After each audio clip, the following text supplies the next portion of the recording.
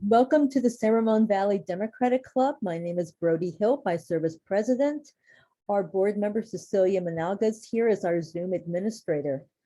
So thank you so much for joining us. We're glad we're able to present some of the Contra Costa County candidates in the June election. But first, I want to recognize the angst we have about Ukraine. We're all devastated by what is happening. And I want to mention a fund to donate to. That fund was begun by a person who was born in Ukraine and now lives here. And he still has friends there. And that person is Igor Trigov, the chair of the Environmental Caucus of the California Democratic Party, who actually spoke at our meeting last month on rooftop solar. Anyway, he has started a fund and he has a direct contact in Ukraine where the funds can go. So Cecilia has put the link in chat if you would like to contribute. And this month we're celebrating women's history, and we reflect on the courage of women in past generations whose efforts and bravery have afforded women the opportunities and freedoms they have today. And when I think of women today, we're so lucky to have, because of brave women in the past, I think of our wonderful Vice President Kamala Harris and the amazing Supreme Court nominee Ketanji Brown Jackson.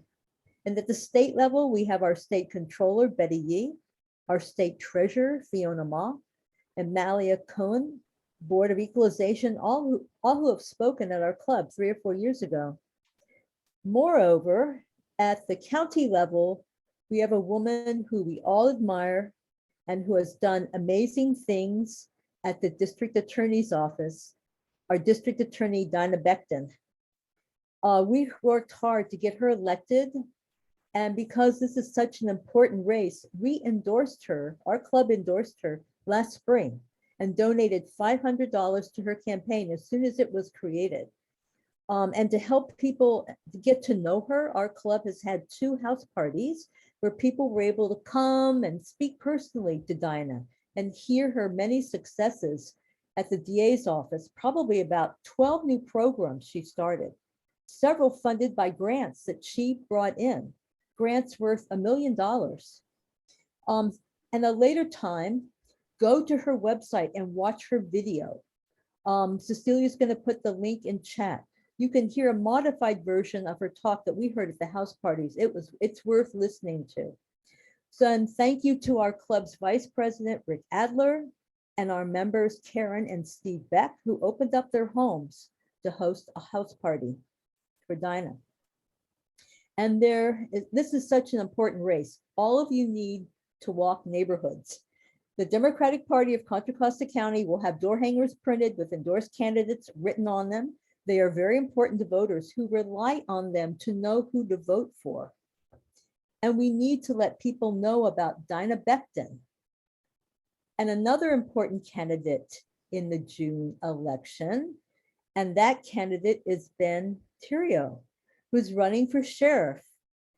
And as you know, just a couple, 2 or 3 weeks ago, maybe, a judge sentenced the Danville police officer, Andrew Hall, to 6 years for the killing of Latimer Arboleda. And the sheriff last week said that Andrew Hall, quote, served with honor and distinction and that he was proud of him. And even before these remarks, it was imperative to get a new sheriff. And now it's even more urgent. And that is the reason our club and other Dem clubs and the Democratic Party of Contra Costa County are grateful to have a Democratic candidate for sheriff, Ben Therriault. Thank you, Ben, for being here today. Thank you, Brody, and thank you, San Ramon Valley Dems. Have to be here, and sorry coming from my car, but that's the kind of thing that happens when you're campaigning on the regular. I want to just introduce myself for those who aren't familiar with my story, and then definitely want to take any questions and comments that people have. So my name is Ben Therriault. I'm a Native American man, a proud Democrat, and I'm currently a Richmond police officer.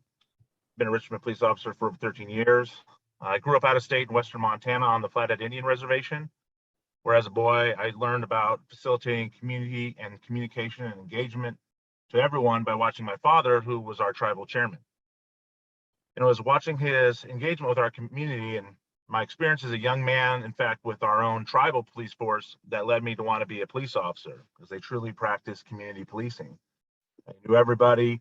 They knew everyone's cousins, family members, and sometimes they even had to be game wardens.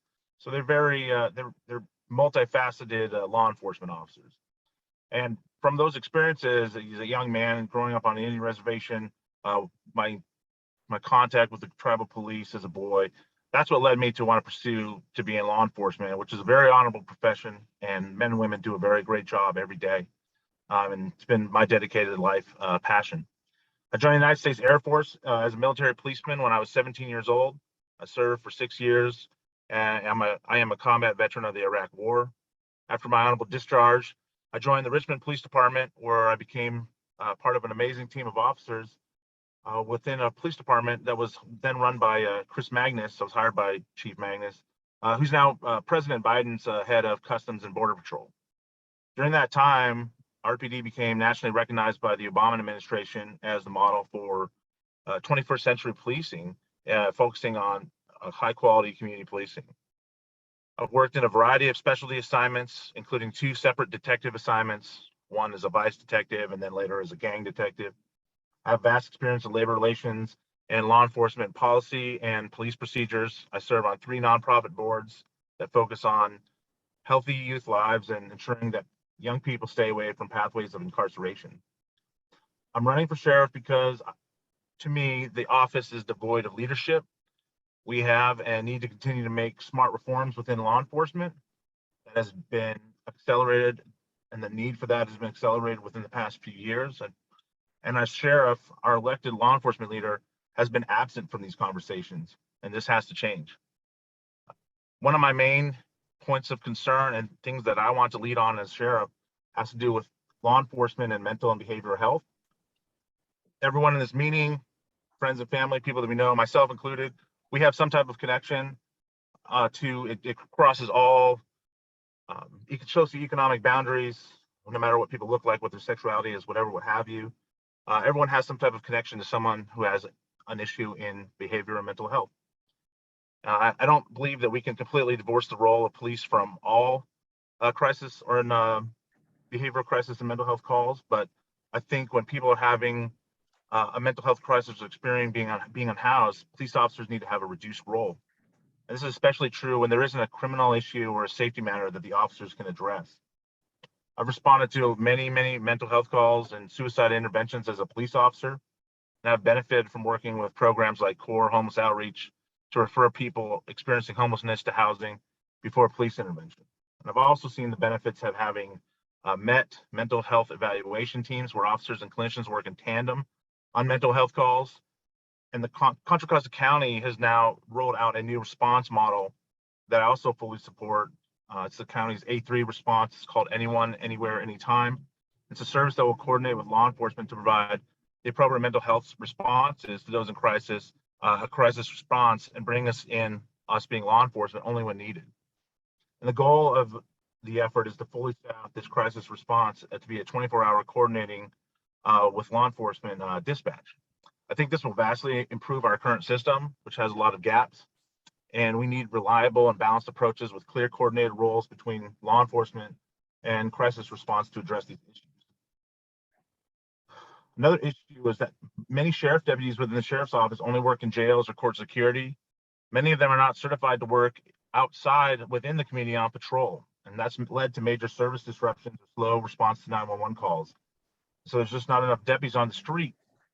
And one of the reasons why is because they have not been certified to work patrol. And so 2/3 of the deputies that within the office of the sheriff cannot work out and do community policing if needed. That's not sustainable, and it's not a quality management of resources. And to me, especially in the unincorporated areas, which are generally areas of lower income, too many people to me have complained that the sheriff's patrol service have not been adequate. And that needs to be handled because in some cases, in some neighborhoods, neighborhood groups have told me they have just simply stopped responding stopped calling because no one was responding. And that's unfortunate, and we have to change that. Leadership, first and foremost, is about service. And as your next sheriff, I welcome the voices of those who live and work in this county to the table. I want to work with folks across the spectrum in different backgrounds to find solutions and answers instead of being reclusive.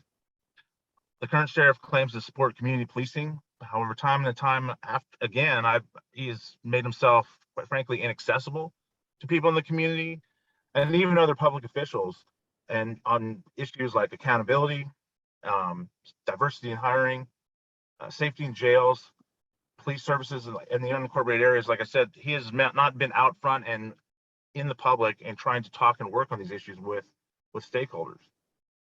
Under my administration, community policing and public safety will be a top focus, and I want to reconfigure the sheriff's office to provide the community with the services that they've lacked for too long. I want to prioritize providing appropriate mental health from the people who should be providing it, and change that response to allow cops to do their job and reduce their roles in these social and medical issues. I want to ensure that Contra Costa will lead with strategies that are efficient, inclusive, responsive, and bottom line are just innovative and new. I will open my office to connect with facets of our community that have been left out of the conversation. And as I said earlier, I want to increase the diversity in hiring so that we represent the community. I want to support all the training needs of our sworn officers and civilian staff, ensure that training goals for the agency are completed and are actually done at a higher level than what is mandated. I want to be a community sheriff for everybody. I want to represent all of Contra Costa County, and I need your help. I need your support to be part of something that moves us forward in a new direction. So I thank you for your time and consideration tonight, and I look forward to answering your questions. Thank you, Ben. Does anyone have any questions? If you do, you can go down to the bottom under reactions and raise your hand. So we'll know that you have a question. Let me get to the gallery view and see if we have anyone. I'm gonna put my information here in the chat as well. Okay, we have one question. Human, would you like to start with a question? Yes, thank you. I appreciate this time and really appreciate your introduction and everything that you're standing for and the campaign that you're planning to run. So I have two areas that I want to ask you about, and this is, feel free to educate me if there are elements that I may be missing. One, I love the campaign about addressing mental health issues, but let's get real. How are you planning on addressing racial issues with police officers? That's a real problem, and nobody wants to talk about it. And unless we talk about problems, we will never solve them. So that's one. Second, at a town meeting in Danville, we had our chief of police, and one of the things that he explained was that our police officers are trained in jail environment to deal with public. How can a police officer that has to deal with such an environment that is completely different than normal everyday life bring that level of training and be able to deal with elements that are a surprise with a certain level of calm, certain level of dignity, and certain level of service that comes with somebody who actually possesses firearms and has the permission to potentially kill somebody? These are my questions. I look forward to hearing your answers. Oh, thank you. Those are great questions. First of all, just to go back to the first one, it's important. One, you answered the question. There is an adversity to talk about race or to talk about bias, and that, quite frankly, cannot happen in 2022. We have to be able to talk about these issues, period, whether we're in law enforcement or anything else. That has to be addressed. I think it's important to have high standards, and I'm committed to operating my agency with high professional standards when it comes to race equity. And that, quite frankly, just means holding staff to a high level of personal conduct when it comes to any matters that involve race or bias. That has to be done. And then the second part of your question, and it has to be facilitated by leadership to the top. If you want to change the culture of a place, that has to be, leadership, someone from the military and someone in law enforcement, to me, if something's happening at the bottom on the street, it's because something is not working at the top. Everything transcends down from the top of an organization. And that is how you change things. And that is what sets the tone. If the people at the top haven't made something a priority, the people at the bottom, I assure you, will not. And that means holding staff to a high level when it comes to these types of things. The second part of your question, sir, I intend to change that again, I do not believe the model that is currently in operation is the correct model. As a law enforcement officer, a municipal officer who works patrol, who has to get certified patrol the second you become a police officer. It's important to me that all of the county deputies will, going forward, if I'm elected, will become certified in patrol from the start. That way they understand what the expectations are for community policing. They understand what it's like and know what they should do when they are out in the street, not just going directly to the jail and doing only things in a jail operation, which are very, very different. The rights are different. The response is different. All of those things have to be changed. And for me, because of labor agreements and certain things, I might not be able to change the entire organization immediately, but I can set the tone for new employees coming forward, that everyone will be trained in community policing and will be trained to be patrol certified. And there won't be these basically tale of two cities, if you will, within the organization.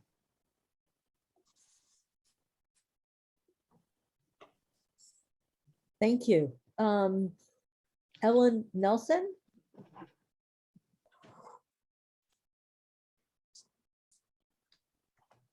You're muted.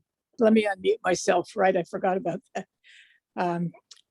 I apologize. I missed the beginning of your speech, and you may have talked about this, but I am curious, and I know the police department doesn't necessarily have a lot to do with how this is handled in the community, but you do have to deal with the effect of it. And I'm talking about homelessness. There was a time when that wasn't an issue in this county, but now it seems to me that the numbers of homeless people have increased, and where they're locating themselves has dispersed more throughout Contra Costa County.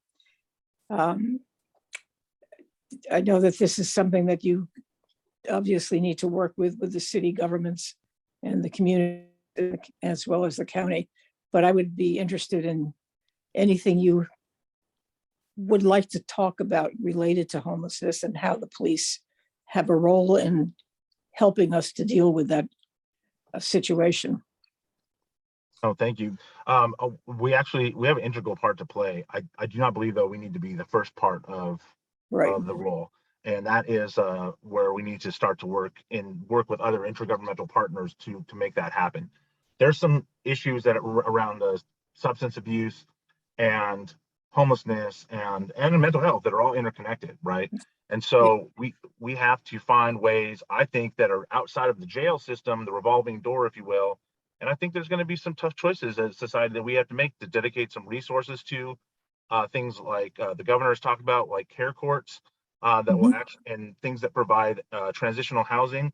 And we might even have to stand up something new that requires people to get the treatment that they need to get them clean and get them out of the also revolving door of being on the street. And I just don't want that to be the jail. It's very expensive for us in a societal sense and a humanistic sense, but I don't think that's what the community wants. And so but my commitment to you is that I will serve as an advocate to work on that, because again, I do not want, the answer is not just to put people with these issues just in jail in and out.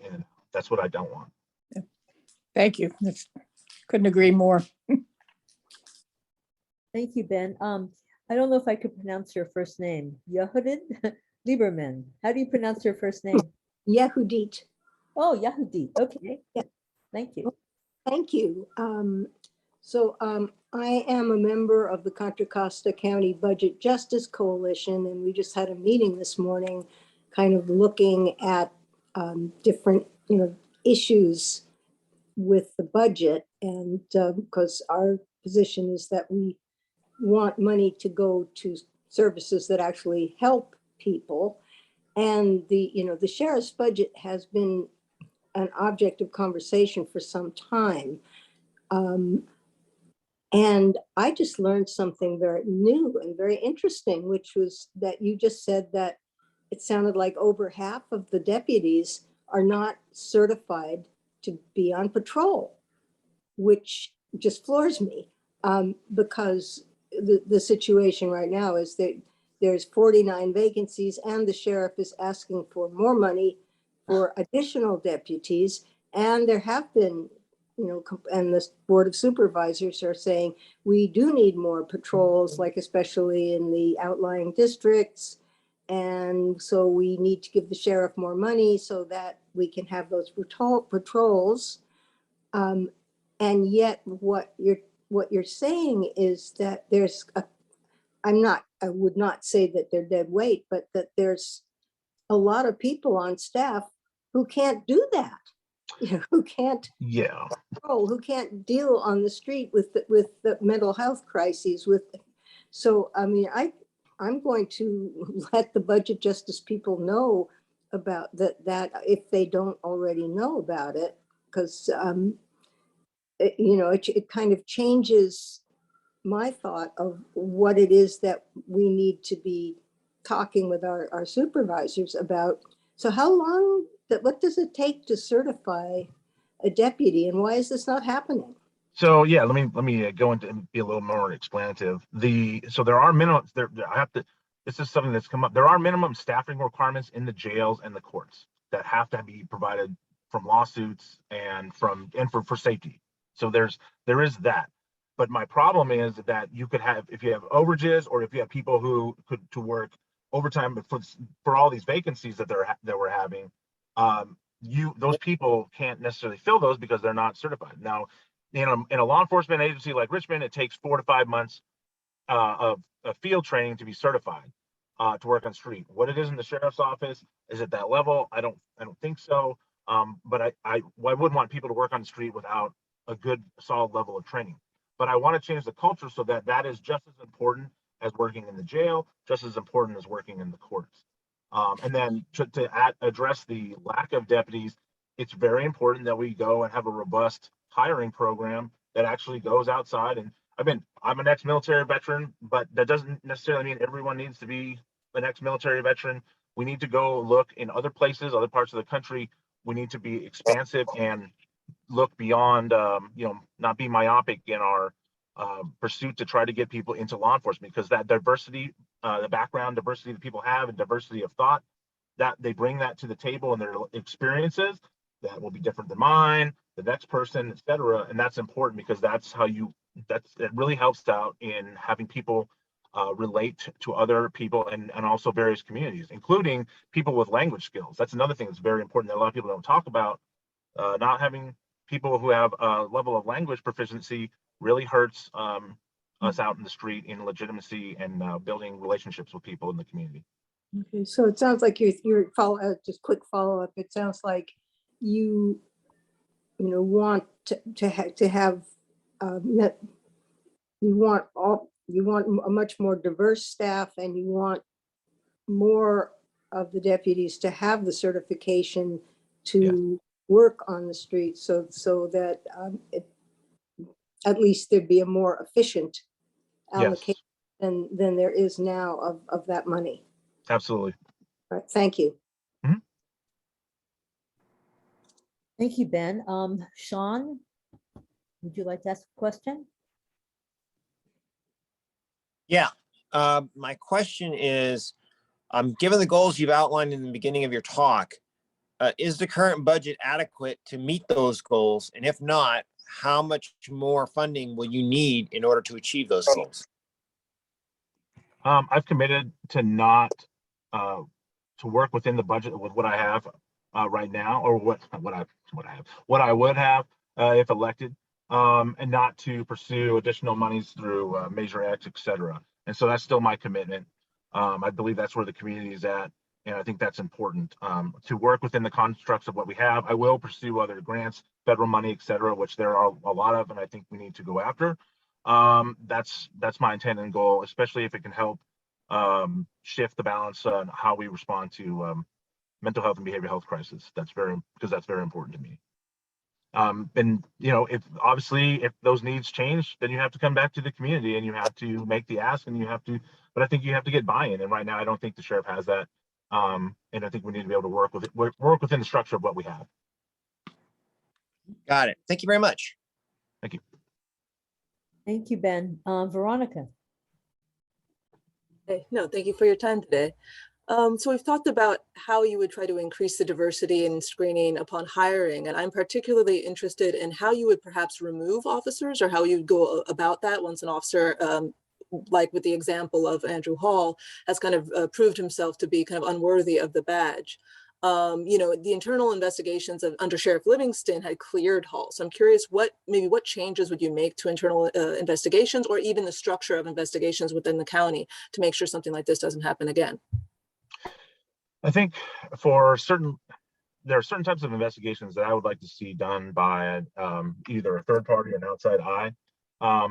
And I think it's important to have to still continue to do internal investigations, one that provides input and things that can be better for training.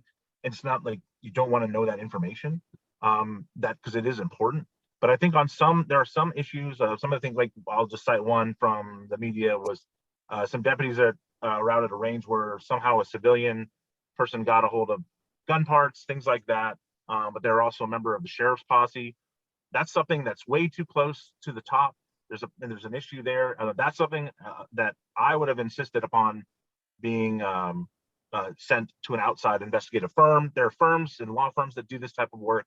Things like that I think are very important. And then I'm supportive of there are different types of models for outside accountability.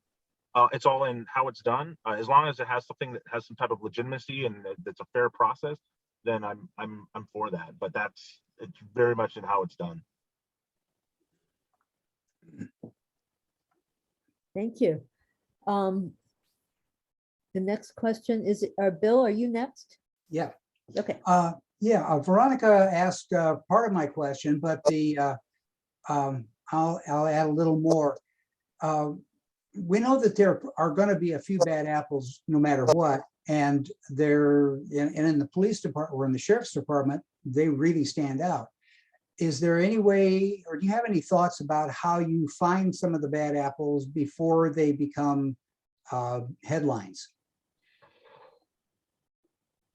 That's a very difficult question. I think what you need to do is insist upon, this is something that I've been critical as a labor leader. It's important that people are held accountable in a progressive, disciplined fashion, so that what that means is that discipline is handed out appropriately and progressively, and that people make mistakes, but that at the same time that is being tracked and monitored overall by management, so that it's not instead of looking the other way and not doing something about someone that everybody knows is a problem, and then something major happens, and then people go, oh, well, we want to fire this guy. And a lot of times you can't fire this guy or gal because, quite frankly, people weren't doing their job for years, and they didn't keep track of the discipline that they should have had, etc. So it's important. Again, this is like a kind of a cultural question within an agency to set the tone from the top that, hey, people need to be held accountable, hold them accountable. And if there starts to be an identifiable problem over time, then that needs to be progressively stepped up until, if it needs to result in someone's dismissal or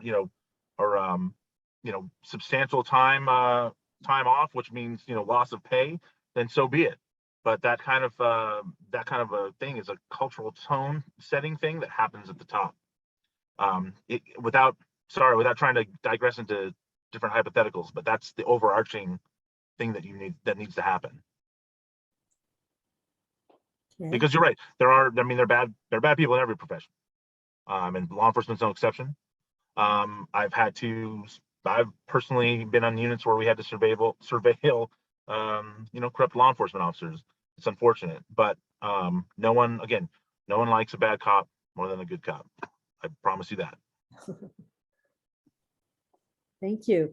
OG. Yeah, I add my thanks for your taking time to present to us, Ben. 2 questions. First, pulling through AB 1185 as our sheriff, would you support the establishment of a Contra Costa Sheriff Oversight Board? So that's one question. And then the other one I have is consistent with shifting select mental health crisis related services away from law enforcement and extending and deepening our community-based health and social services.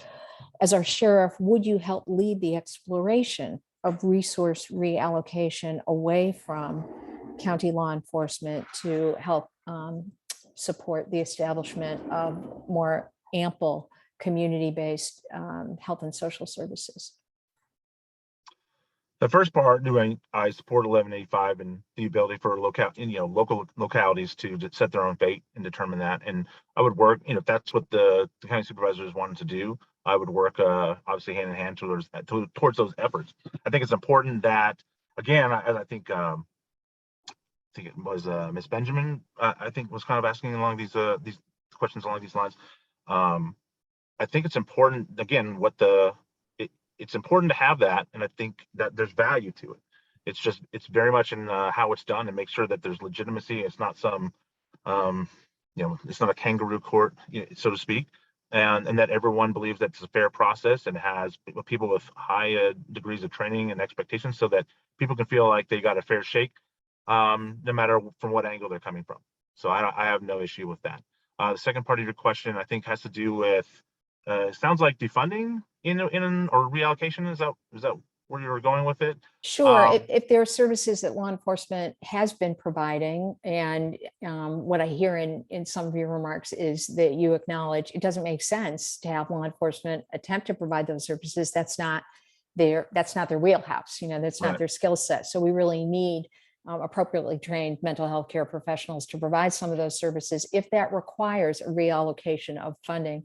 I personally don't like the phrase defunding the police. It sounds very pejorative, and it sounds like, there's something punitive about it. That's not the spirit in which I'm posing the question. I'm just saying, what does the community need? And if that's a different skill set and that requires the exploration of reallocation of resources, would you help lead that exploration? I don't have a problem. If it's an exploration of sitting down and listening to all the different ideas at the table, if that was the idea, I have no problem with that. I actually think that what needs to happen, again, this is why I'm committed to not trying to asking for their Measure X money. I think that's where a lot of this needs to come from in the future going forward. And I think and so that's my give and take, if you will, for that. And then at the same time, I think from the state has a large surplus of money, and I think we need to work with our our legislature and our people at the state level and with the county government to work towards new solutions, which would include a different stand-up either through care courts or a different facility that handles people with issues with substance abuse and mental health. And we have to look into that, because we have not really addressed that as a society since since the Reagan era. And that is why we are here today with all these issues. And so I think it's important that we, to have, again, someone who in law enforcement who is willing to at least be there and be part of the conversation and work towards those ends. And that's what I can commit to for now. Thank you. Next we have Max. Yes, thank you for your time today, sir, and also thank you for your service. My question is multi-pronged, and it has to do with training. In the aftermath of Deputy Hall's conviction back in November, I did some research and I found out that deputies in training in Contra Costa County undergo approximately 80 hours of coursework as what's described as principled policing. And this is out of a 26-week basic academy. So by my account, that's maybe 7 or 8% of the onboarding training. Have you thought about maybe making that that type of training embedded kind of in every step of the way, as opposed to, a discrete training that's given, over a week or two period at the end of the course, number one. Number two, have you thought about maybe this being something that officers are asked to revisit on a periodic basis, possibly annually? And then finally, it seems to me that it's one thing to read about this in a training manual, and it's another thing to have to implement it under duress on the street. Have you thought about implementing some sort of stress inoculation training for officers? Thank you. Those are all brilliant questions, and yes, I have. There's a base level that obviously people receive at the academy, and that's great. It's needed, but officers receive additional training. Some of it's state mandated, but you can go above it. Every 2 years, there's a minimum level of training that officers need to have. I think it's important that we add to that. That does require additional money and cost. And usually training is sometimes the first thing to go in police budgets, which is unfortunate, but I don't think a lot of people realize that in law enforcement. That's unfortunately the first thing to get cut if there's some type of change. But I think it's not just important to have interest in done and completed training in principal policing, but also training around unconscious bias, also understanding procedural justice and of how to apply it in situations that are sometimes tense and uncertain.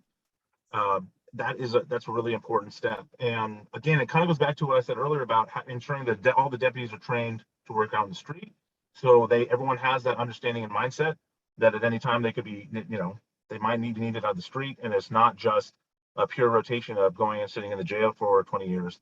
And I think that's another thing that will help overall with the culture of the office. So the short answer is yes. The long answer is there are many different types of training that I think that some of those that you've highlighted. But again, the bottom line is about changing the culture of how the work is done too, and that's how they fit together. Thank you. Thank you. Brody, I could probably take it one more, and I gotta jump. Sorry. Okay, and now we've got Stephanie. Good evening, Mr. Therriault. Thank you for being here this evening with us. There's so much concern about mental health and the mental health of people that in the community and being controlled. I also have concerns about the mental health of the deputies themselves. It's undoubtedly a very difficult, stressful job. And I have a lot of respect for people that are doing their very best to carry out the job. So as you being a new sheriff, what would you do? What do you imagine yourself doing in order to create greater ongoing support and screening for your deputies? Having them check in regularly with therapists and helping them manage, very very difficult aspects of the job. And then real fast, I'm going to get one other in. I would like to know how you feel about Assembly Bill 1608, authored by Gibson Weber, to separate the duties of sheriff and coroner. Thank you. Okay, I'll just take the last one first. I don't have a position on 1608. Many people have asked me about it. It's I'm not married to the idea that the sheriff has to be the coroner or otherwise. It's not something that to me is a must-have. It's one of those things, though. I need to, in order to articulate a better position, I'd probably have to see and understand on the other side of the wall, so to speak. But I'm not. It's not something that I think I'm a definite this must stay the same way. I'm open to the conversation because I'm indifferent, I guess is the best way for me to put it. And then going back to the mental health of officers, I mean, that's something that a lot of people don't realize, and it is a very stressful job, and it is very hard. And I think it's something that is it's a big stigma, but it's something that's getting better, but not definitely at the rate that it needs to.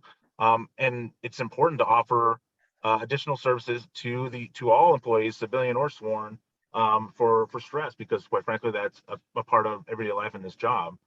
And I think including things there are additional things that are not necessarily tied into workers' comp that come with confidentiality. That's a lot of the times what people worry about is not having their their business in the street just like everybody else. And then that's really important to provide that. So those are the types of services that I like to provide. And on top of that, long term, just in this and in my profession in general, I just we receive when you start as a law enforcement officer, you go through psychological evaluations, very thorough, but things happen and things change over the course of people's lives, and there's never any follow-up on any of that. And something long-term, I mean, there would be, again, that's another the devil's in the details kind of thing. I would like to see a kind of a reoccurrence. I don't know when the appropriate check-in time that would be, but I think some people could use it. And I think that would help mitigate a lot of things, because it is, like I said, the stigma has been a big problem. It has been a cultural thing in law enforcement for generations to not talk or say about any of this stuff. It's only now is the ice only starting to melt on that, so to speak.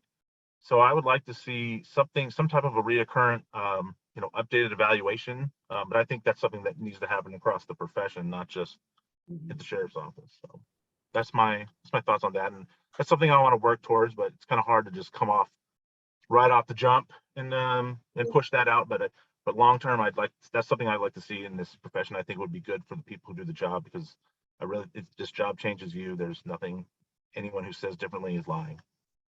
Thank you. Can we take one quick question? Sure. Okay, Arlene.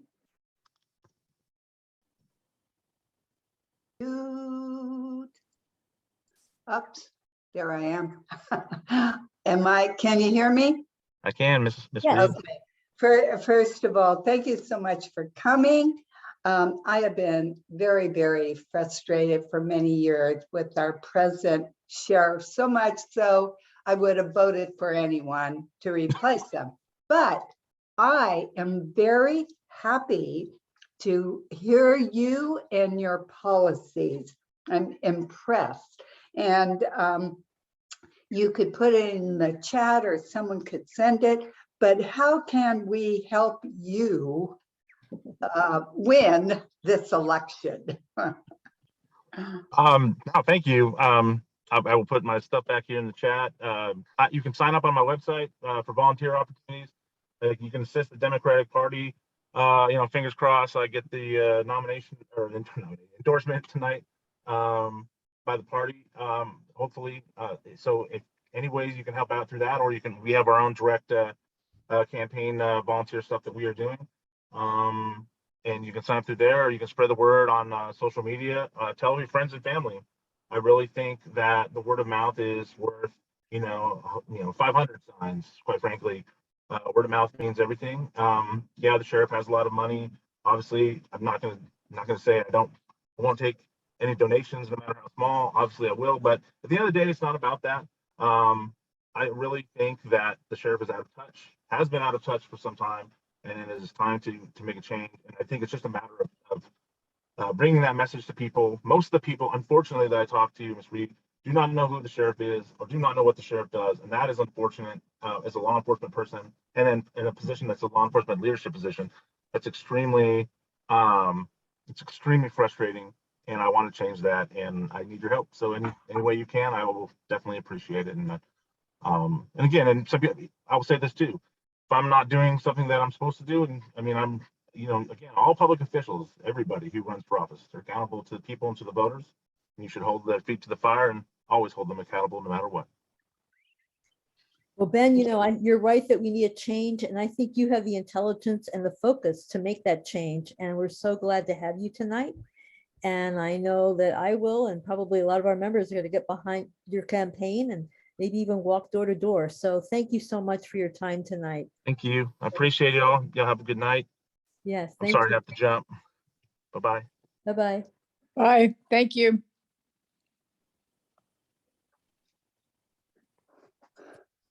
Whoa, that was really good. Yeah. I was so happy he's running. And it really does seem like he has the intelligence focus to make a lot of changes. And as he said, it would be hard, the police departments and labor and agreements and stuff like that. But yes, I just wanted to let you know about a Democratic Party of Contra Costa County event that's going to be on April 23rd. And it is a rally event for the primary. It's on April 23rd. Cecilia, can you tell us some about it? I don't have the details in front of me. There it is. It's April 23rd, noon, 12 o'clock to 4 o'clock. It's going to be in person in a Pleasant Hill park. And we're going to have Mark DeSonia there and Congressman John Garamendi and California Treasurer Fiona Ma. And it's a catered picnic in the park. And so if you buy your ticket, the tickets are only $30 each if you buy them before April 1st. So I want to encourage you to go and buy a ticket and come out, and we'll rally for the primary. And we will also have some other, more than just these electeds or Oh. candidates there as well. We just haven't gotten confirmation of the rest of them yet. So that's still forthcoming because it's still a month away and campaign schedules are sometimes busy, but there are other candidates that will be there, particularly other local candidates. Thank you. Is the location, have you chosen the location? Oh, yes, it is at the Pleasant Hill at the Pleasant Hill Park, which is on Gregory Lane in Pleasant Hill. Oh, okay, yes. And Thank you. if you click on that link, it tells you where it is. Okay, well, thank you again for being here. And I think Lori had a question. Oh, I'm sorry. Hi, yeah, thank you. Thanks for having Ben. That was great to hear him again because we'd heard him before. I think that was with this group. We heard him before. He I've came seen in it. August, but yeah. Yeah, I've he's seen improved a lot. a progression. Yeah, for sure. My question though is about the particular election. I know, like for DA, the primary election is the election because there are only two candidates. What is it for sheriff? Is it the same? Are there only two candidates, or is it a primary and then a November election? Does anybody know?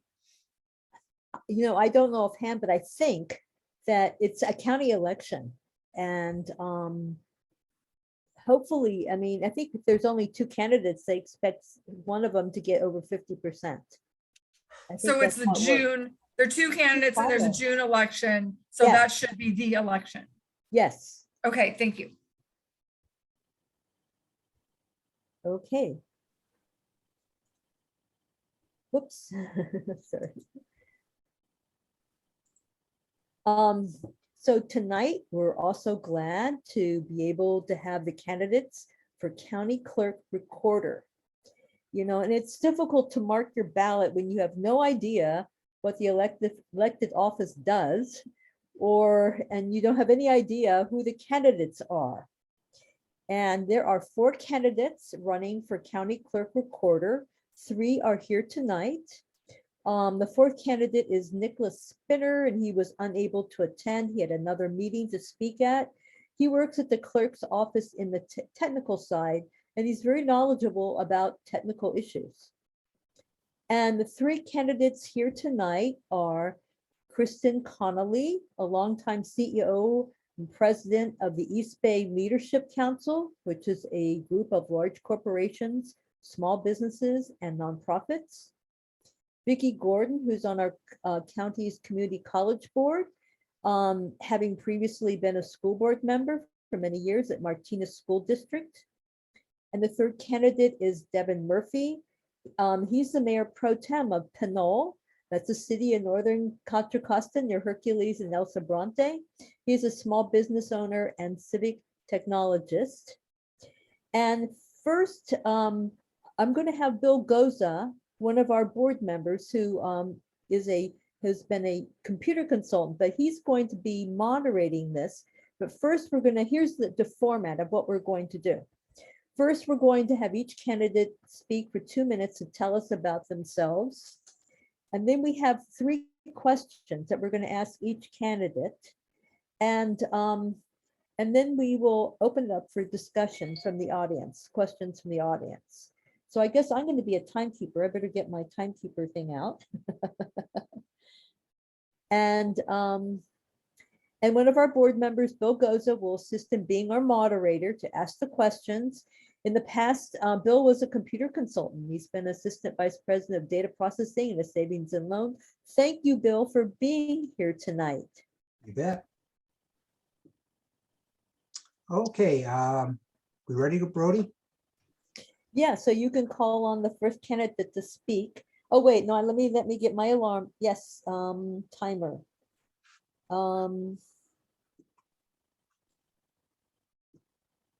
Okay, I'm ready. Thank you. Okay, we've had some questions submitted by people in the club here, so I'm going to read Wait. these off. Wait, Bill, first, give each person have 2 minutes Oh, to do an opening statement. okay. Sorry. Thanks for Oh, being on maybe I top of was this, supposed to Brody. do that. We're still figuring this out, yes. Okay, I'm going to go down in the order of, what I see on the screen, and it looks like Kristin Connelly is first. Go ahead. Thanks, Bill, and thanks, Brody, and to the entire San Ramon Democrats for having us. I was impressed with all the engagement with the sheriff's candidate, and my candidacy for clerk recorder is rooted in encouraging civic engagement and ensuring that our elections stay secure, that we do all that we can to increase access. So a little bit about me. As Brody mentioned, I am the president and CEO of the East Bay Leadership Council. I'm also the president of the Acalanes Union High School District Governing Board.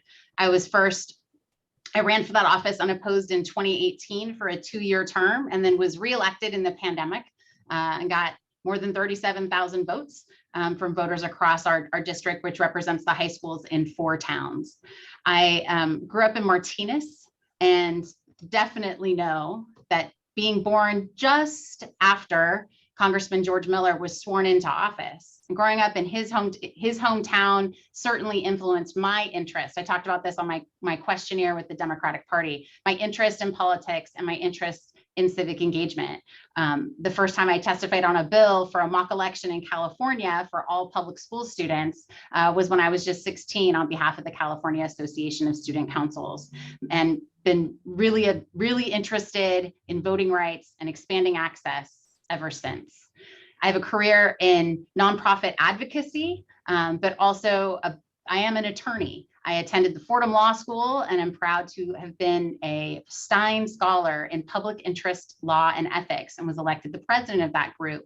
And I started law school just after the passage of the Help America Vote Act, which was enacted after the very unfortunate Bush v. Gore election. The Supreme Court should never decide an election. But that really piqued my interest in election administration, which is why I'm very interested in this office.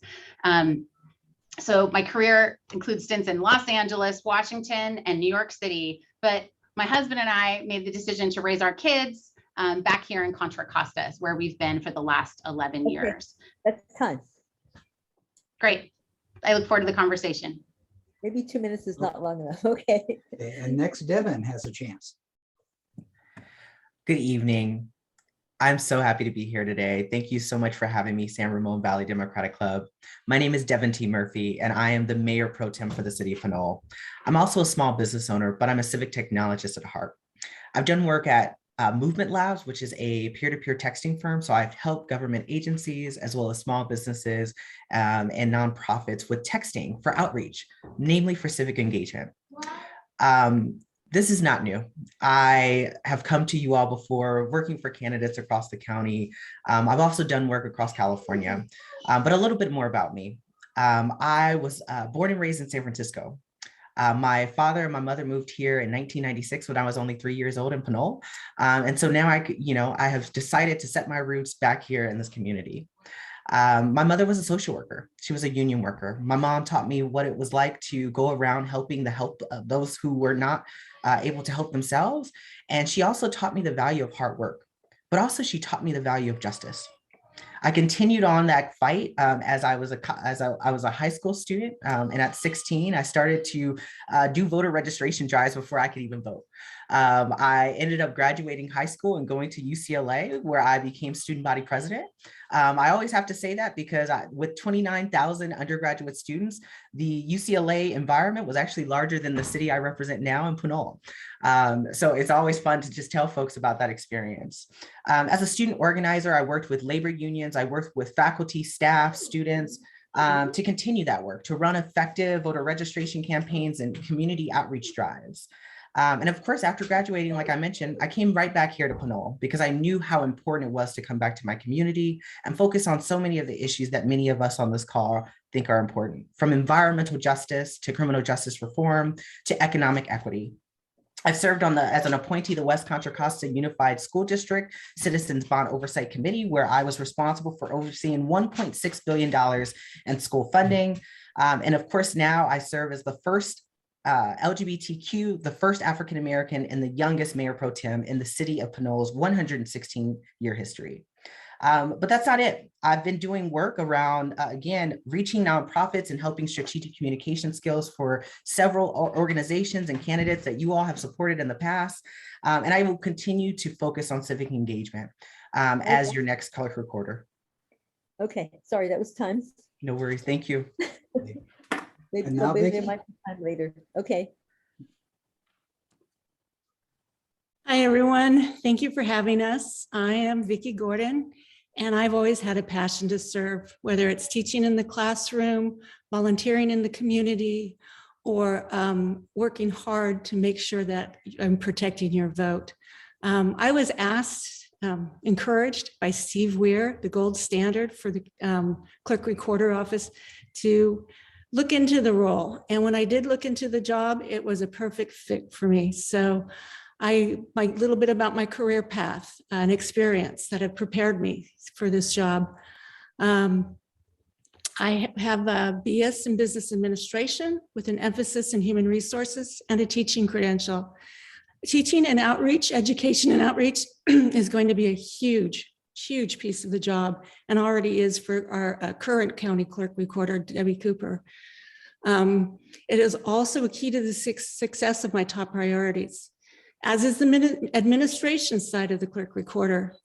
Like I said, I've had a BS in business administration with an emphasis on human resources. I've been a teacher, community volunteer, organizer, a trustee in a comparable sized government entity, and a governing board member in a much larger one. I've been dealing with budgets of comparable size and one that was about 10 times the size of the county clerk recorder's office. Just last year, I was appointed by a federal judge to the West Contra Costa Redistricting Commission and made chair by my fellow commissioners. This was a very important process to ensure that all voices were heard when we redraw the boundaries and to ensure fair elections. I'm also an ordained minister and can perform civil unions. I have extensive experience in leadership, communications, oversight, and human resource. My husband and I are also small business owners. Like I said, I understand the budget and the budget process for the office. I understand the roles and responsibilities of the clerk recorder, as well as the roles and responsibilities of those she oversees. I have the courage and integrity to stand up to do what is right. I understand my fiduciary responsibilities to the public and to the taxpayers. I am here today to seek your endorsement, and I thank you for having me. Time, yes. Brody, one quick question. Is there a 1 minute or a 2 minute time limit for these responses to the questions? Yeah, let's do 2 minutes for the next questions. Okay. First of all, Kristin, first question. What are the top 2 challenges in the clerk's office today, and how would you address them? And in addition, is there anything that you would change in the clerk recorder's office? Okay, so that's like 4-ish questions packed in one. Thank you for giving us an extra minute to answer. So great questions, Bill. I would say, so to start with, the top 2 challenges. This office has to run, is responsible for running the elections at a time when our democracy is under threat. There's no question. Now, we're fortunate that we have leaders at the state and an active legislature that have given us laws that are expansive about voting rights, but it's the responsibility of this office to make sure that we do the communication so that all of our registered voters know how to make sure that that ballot that they receive in the mail gets counted, and to do the outreach to ensure that everyone who is eligible does get registered. You know, we are a very highly registered area compared to others, but it's still just 83%. We need to increase that and make sure that we have an equitable approach in how we increase access. So I would say it's operating elections at a time when it's estimated that 1 in 4 elections officials is thinking about leaving the profession because of the threats. So that's just sort of tied up in, I think, which is the other main challenge for the office, which is the impacts of the COVID-19 pandemic. These 82 people, there's 82 full-time employees in this office overseeing both the divisions. Devin did a great job dropping in a description in response to that question, right? Because it's both the clerk recorder functions and the elections functions. But all of these workers were deemed essential in the pandemic, but they weren't prioritized for vaccination as if they were essential. And it's been really rough. I think that there are some vacancies. It's important to retain the great talent that's in the office, and it's important to do the recruitment necessary to make sure that we have sufficient staffing to do the important work of the office. And I've lost track of time, Brody. I think I may have come close to my 2 minutes, but in terms of how we go about doing it, I want to, and what I would do differently about the office, Debbie Cooper herself has done a great job, but she admits that she needs to expand the outreach. And that's certainly what I would want to do, is expand the outreach of the office and really go expand the mobile presence, so that we go to communities that need to be served instead of relying on everybody coming in to Martinez. And I'd also step up our natural disaster preparedness. Thank you. Time. Okay, a second question. How would you maintain the confidentiality and the security of the Well, information you work with? Did you want to wait. ask my colleagues, the other candidates that first? But yeah, we need to Oh. ask the each person, each candidate a question. Okay, we'll coordinate better next time, Brody. Yes, sorry. Okay, the same question to you, Devin. What are the top 2 challenges in the clerk's office today, and how would you address them? And is there anything that you would change if elected to the clerk recorder's office? Yeah, great question. So I definitely dropped that in the chat box because as active Democrats, I think most of us on this call will say we know what a clerk recorder does, but most of us also don't, right? Many of us don't. So one of the challenges is simply, again, the community outreach of what the clerk recorder does and the impact of our daily lives. The clerk recorder's office is the nucleus of our county. People's lives literally start and end in the clerk recorder's office. That's where our birth certificates and death certificates are stored, but also the voter engagement and the civic education needs of our community are really at the nucleus of the clerk recorder's office.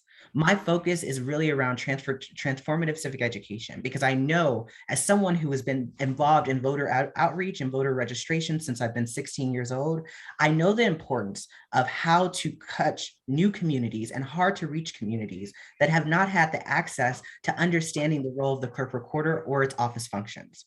My focus is to bring the clerk recorder's office into the communities, not make you go to the clerk recorder's office, but make the clerk recorder office come to you. But I'm going to push it a little further, and I hope you all join me in this mission. I believe that we need to have a clerk recorder that is also building a sustainable office. Contra Costa needs a jumpstart to a green economy. And it's critical that every county department, including the clerk recorder's office, play a part of this. That means that we have to prioritize the acceleration of installation on all of our clerk recorder office buildings and assets. That means that we have to establish energy efficient practices for the fleet management, right? And for operational practices of the building. It also means that we have to make sure that it is accessible to different folks. Right now, you don't see an electric vehicle charging at the clerk recorder's office or any bicycle racks. These are critical opportunities for us to dig into and that office to lead on around climate action. Voter education, civic education, but also climate action are 2 of the critical issues I believe the clerk recorder's office can take the helm of. And I believe I'm the guy to do it. Oh, okay, and Vicki, same questions to you. What are the top 2 challenges in the clerk's office today? And is there anything that you would change in the office? Thank you. I think one of the things that is very challenging for all entities right now is cybersecurity. I think we're all very aware of the issues surrounding that. The cybersecurity that we're talking about is probably most significantly relevant to the clerk recorder side. They do a lot of things online by a new process where you can Google search things. They also email and do e-commerce a lot. The county clerk recorder's office has just gotten an okay from the Board of Supervisors to hire a new IT person. This person would work mostly in the elections department and work on security, but you would also have crossover to the clerk recorder office. And probably our biggest challenge with that is finding the personnel qualified and ready to do the job. Another issue that we have, so that's a personnel issue, and there are a lot of personnel issues at this time. We're seeing a wave of people retiring, and so we'll be having a lot of new people, fresh faces. So there'll be training and a time for those folks to get caught up and keep the standards at the office really high. Also, I think one of the big pushes again is in the education and outreach. Again, it's the area that's the smallest right now. It needs to grow. So many of the issues that we talk up and down about, voter fraud, we can talk about education and our steps, how to secure the process and what we're doing to secure that process and what we can do to get better. Other areas for education are engagement. We're having issues with voter engagement. Right now, it'll be really interesting to see the ballots, the vote by mail ballots, how that affects voter engagement. And these are the things that I will put on my top of my priority and work very hard as your county clerk recorder. Some of the changes that I'd like to see right now, Debbie did put in a grant and they received a mobile unit. That mobile unit is not being used, but maybe once or twice a month. I would like to really take that mobile unit out into the community and see what we can do with registration, voter outreach and education, as well as using it for other services, including one time the office had a poll place fall through. So the unit was put into place to act as a poll. Thank you. Yeah, okay. Okay, this is for Kristin to start with the second question. How would you maintain the confidentiality and security of the information you're responsible for? This office, the clerk recorder's office, has a long tradition of following best practices, but it's something that always needs to evolve. And so one thing that's worth noting is that the elections division data is not connected to the internet. It is not hackable in that sense. It's a best practice to make sure that it is segregated and taken care of. But we do have an increasing amount of we're using technology in new ways in that office. The recorder side of the office did onboard some new online technologies, which is important for serving the public in a better way. So it's important to make sure that we have all of the security, cybersecurity standards in place to make sure that data and those important documents that can now be recorded online, it's an ongoing process, that those continue to be protected. I also think it's important to continue to invest in learning about and going to conferences and being at the top of our game. There's a long tradition of this office working in collaboration with the other clerk recorders around the state. I attended the 2019 New Laws Conference because I applied for this opening back when the Board of Supervisors made an appointment and was one of the finalists. So I spent 3 days in Sacramento learning about and hearing about all of the new laws that had been passed that this office is charged with implementing. And there is constantly on protecting data. One area, and we've talked about this at the forum, we need to always think about how to continually update our records and make sure that our voter rolls are up to date. We have a very inclusive approach, as we should, for making sure that we extend that right to vote to everyone who is registered, and we encourage as many people to register as possible.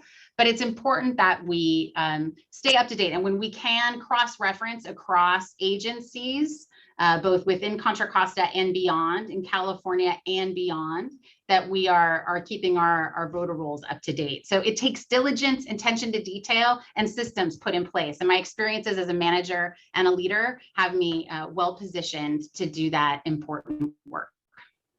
Did I get to your question, Bill? Oh, I think so, yes. Thank you. And next, Devin, how would you maintain the confidentiality and security of the information that of the clerk recorder's office?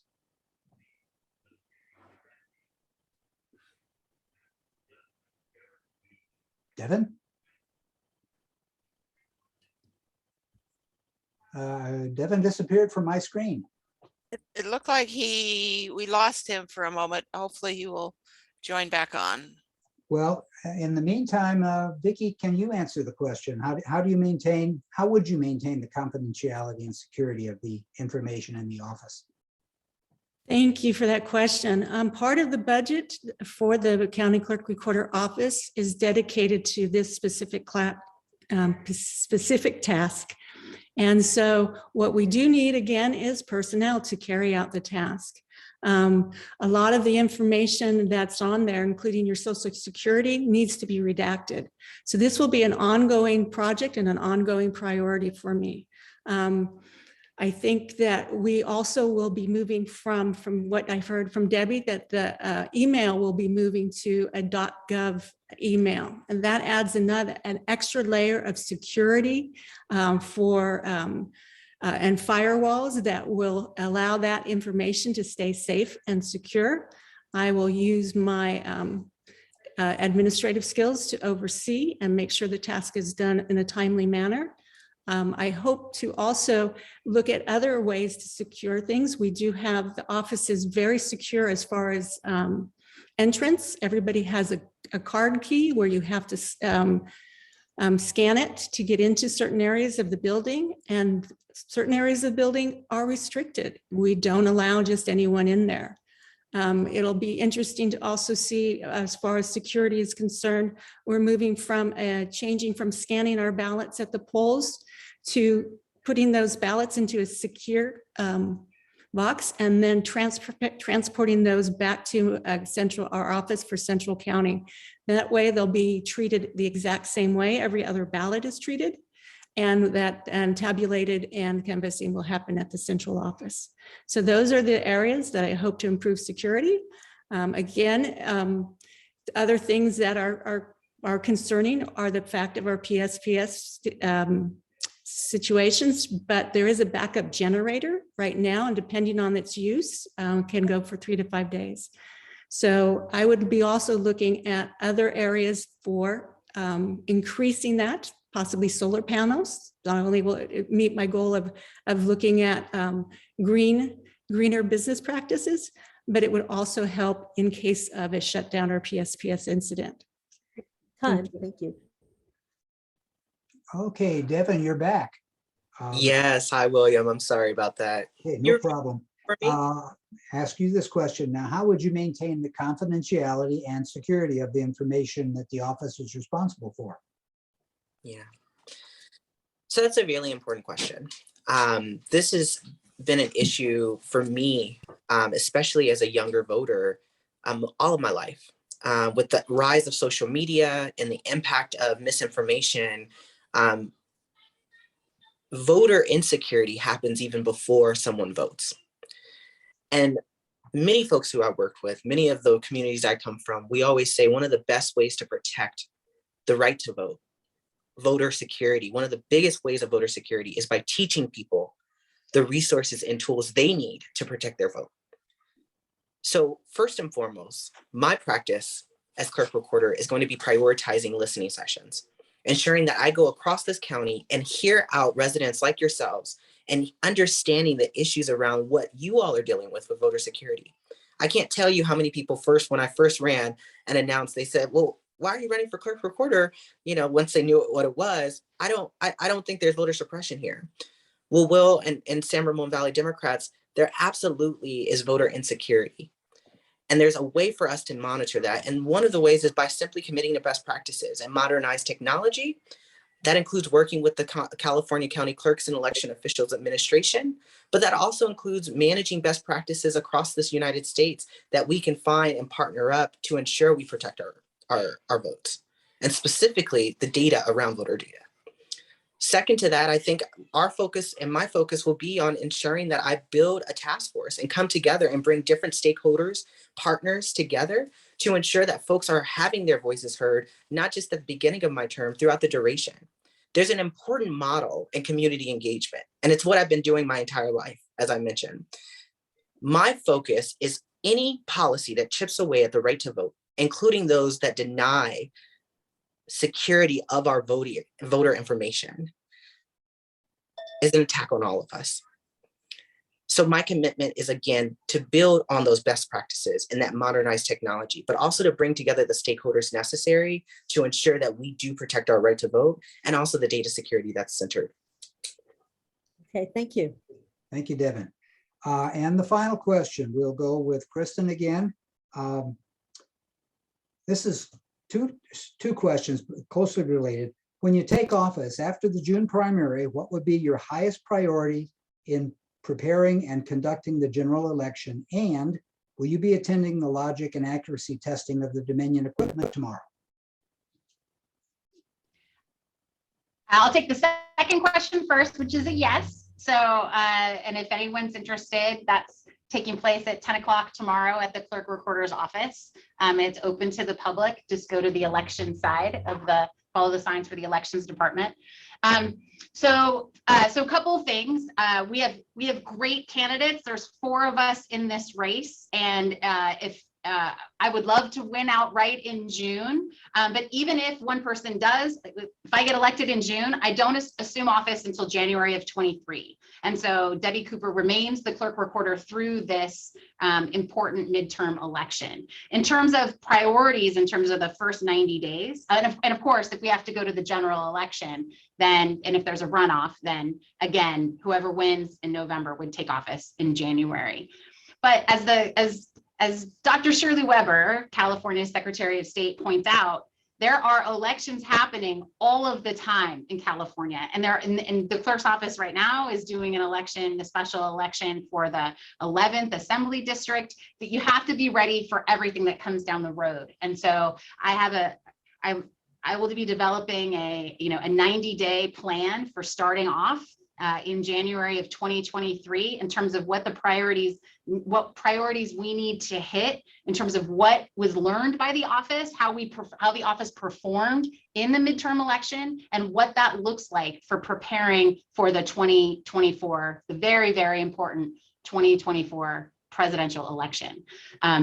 There's a number of things we've touched on. Staffing that we need to handle. We've touched on a number of key priorities, but we're still relatively new at sending. It's only been one general election that we have been sending every voter in California a ballot who's registered. And so we need to just keep prioritizing communicating to voters about all the ways that we can make sure that their vote counts, and that we are doing everything we can to make voting convenient and easy to access. The burden is on government to make that easy for voters. It should not be the burden on the voters in order to exercise their fundamental rights to vote. Thank you. Okay, thank you, Kristin. Same questions to you, Devin. If you take office in January, what would be your highest priorities in preparing and conducting the general election? And same question, will you be attending the logic and accuracy testing of Dominion equipment tomorrow?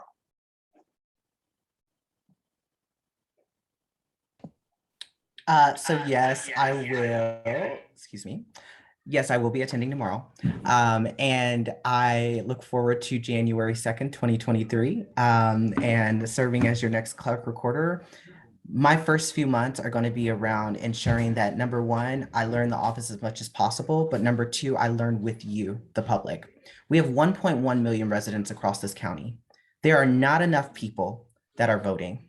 There are not enough people who know the value of understanding their clerk recorder's office. We've got to do that work. I have to do that work as your next clerk recorder. My focus is going to be going to every single city in this county, including unincorporated areas, and ensuring that I'm providing listening sessions for folks to not only learn about the value and the understanding of what the clerk recorder does, but also for me to understand what ideas are more prone and understand what people want out of the clerk recorder's office. I've been endorsed by some great folks, from 350 Contra Costa Action to U.S. Congressman John Garamendi to California State Controller Betty Yee to California State Treasurer Fiona Ma. But it is so important, most important, that folks in this county understand what the next clerk recorder does, that you all serve as a partner in the work that we're building together. My focus is going to be on digging my feet in the dirt and in the sand and doing the work, but also going out into our communities and making sure people know me as an elected clerk recorder that serves the people, not that comes that you all have to come to and ask questions without getting direct services. My focus is on you, and that's going to be my first 90 days on the job. Okay, thank you, Devin. And Vicki, last but not least, if you take office in January, what will be your highest priorities in preparing and conducting the general elections? And will you be attending this logic and accuracy testing tomorrow? Thank you. Yes, I will be attending. I did post that today on a Facebook page, so I'm glad to see that others will be joining us. It's a very important step in the making sure that the security of our elections and the information that we gather is accurate. The first 90 days in January, one thing that I think every good leader does is when they come into an office, you get to learn the people. You get to learn the people that you work with. There's a management team. There are 4 other people on this management team. And you start to strategies. You start to put together a strategic plan. You look at what has transpired in the past. You know, if there's been issues or concerns, you address those issues and concerns in the important 2024 race, and you begin in next January. Those are the things. Is there software issues? Are we going to have enough electronic poll books for polling? Are we going to need those? Are we going to go straight to vote by mail?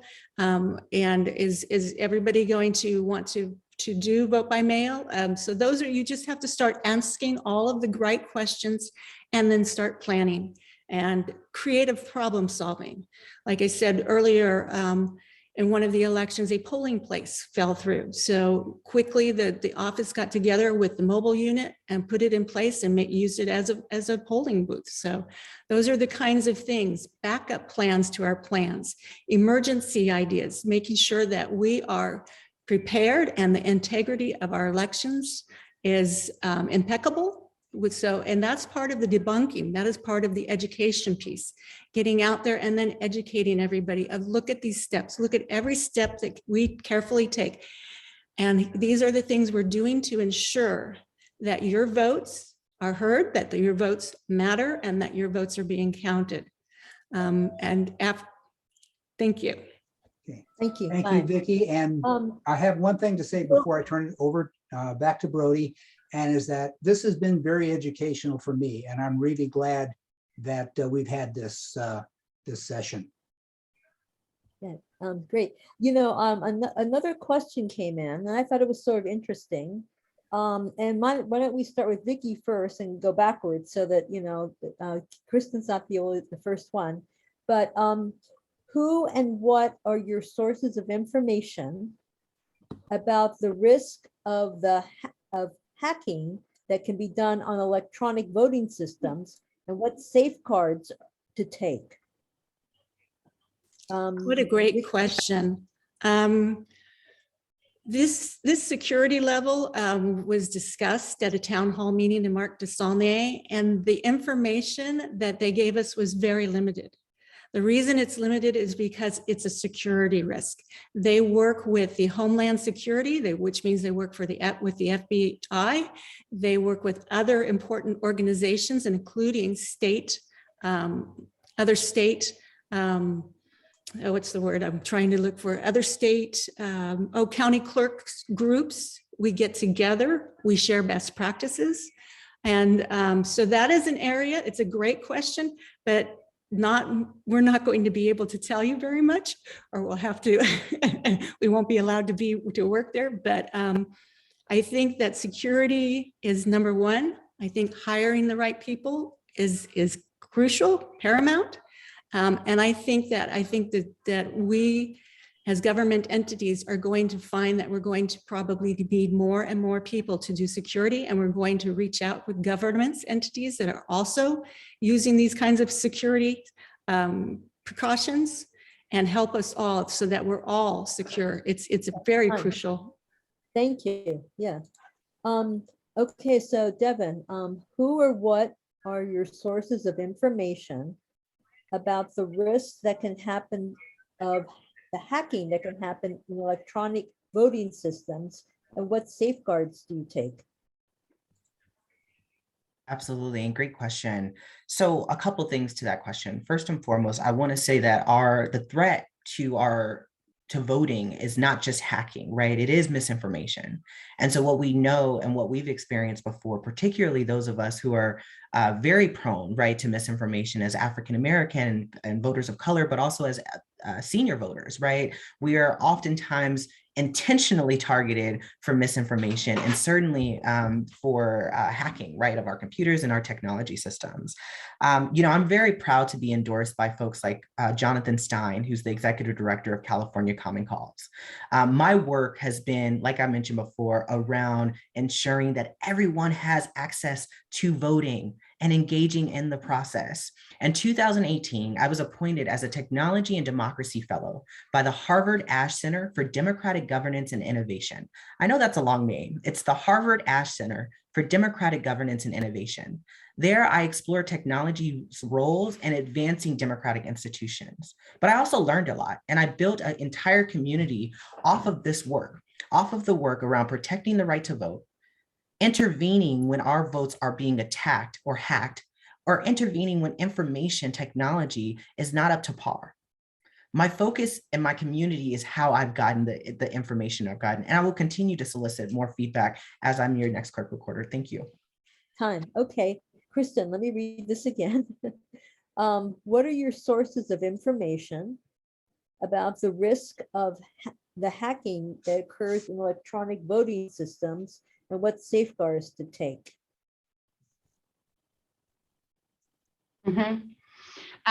There's a lot of studies out there, and I've been trying to consume as much as I can. I've always been kind of a lifelong learner. So in addition to talking to specific people like Neil Kelly, the retired he's retiring this month.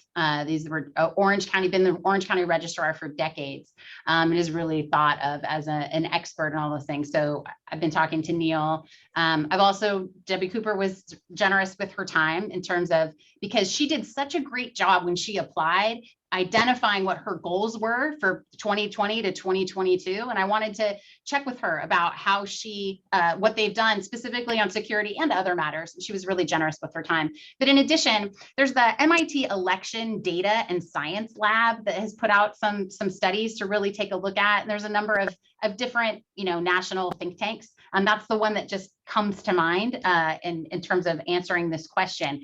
Because I think as a nation, our consciousness got raised about what happened starting in 2016 in terms of the threats from foreign actors and attempts in the vast majority of states to attack voter registration in various ways. And so it really is important to think about what is our procedure to prevent something, and then what are the appropriate steps to take.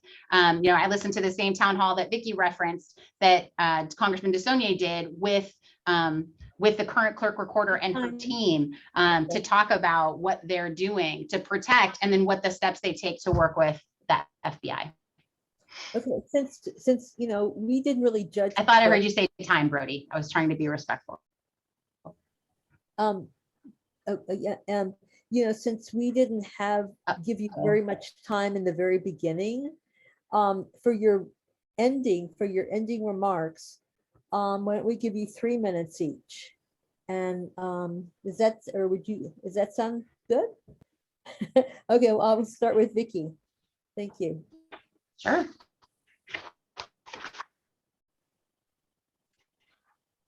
Well, thank you all again for being here. 3 minutes is a long time, but again, I just want to say I'm so fortunate and grateful to have this opportunity to speak to so many people. This is a big piece of what the clerk recorder will be doing. She will be reaching out to political groups, community groups, neighborhoods, nonprofits, and really educating our public on the things that we're doing and help debunk, to help get voter engagement, and to help make sure that everyone feels safe and secure when casting their ballot.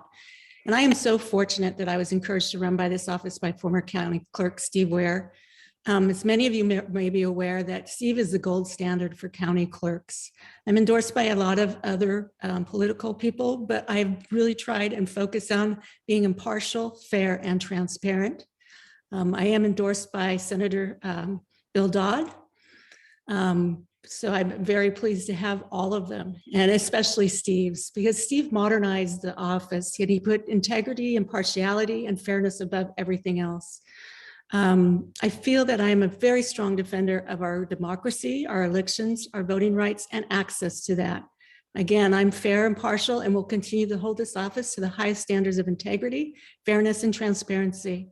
And if you're curious and want to learn some more about me, you can go to vickigordon.com, because I truly believe that we have a responsibility to the future of our democracy and the future of the next generation of voters to ensure that integrity in our elections and care for our vital records is paramount and our first priority. We need leadership informed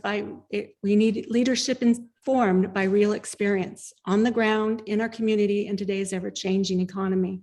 We need someone who has the knowledge, the passion, and the drive to do what's right. We need a leader who will be creative and solve difficult issues, build partnerships, relationships, and consensus. So I'd be honored to be that leader. And tonight, I humbly ask for your support, your endorsement, so that I can continue to serve the voters of Contra Costa County. So I didn't prepare much more than that. If you want to find out more about me, again, vickigordon.com. Thank you. Thank you, Vicki. Devin. Okay, I guess we're going to go to Kristin. I saw you. Great. Thanks, Brody. And just in fairness to Devin, our race just got called on the DPCCC meeting, and they just asked Devin to speak.